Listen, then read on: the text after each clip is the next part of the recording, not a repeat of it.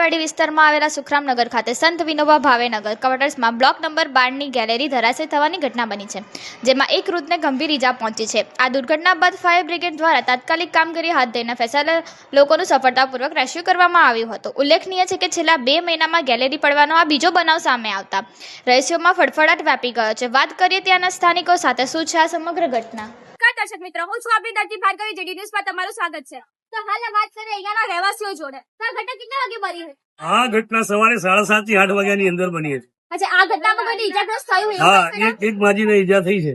એક બાજીને ઈજા થઈ છે। હા, એને પ્રાથમિક સારવાર આપીને એલજીમાં પાછા આવી ગયા। સરકાર દ્વારા કોઈ માંગણી ખરા તમારી આ ઘટનાને લઈને? અમે કોર્પોરેશન જોડે અવારનવાર રજૂઆતો કરી છે અને અમારું ટેન્ડરિંગ બી થઈ ગયું છે, પણ રીડેવલપ જે વર્ક ઓર્ડર આપવો જોઈએ એ કોર્પોરેશન વર્ક ઓર્ડર આપતો નથી, જે તે જવાબદાર અધિકારીઓ।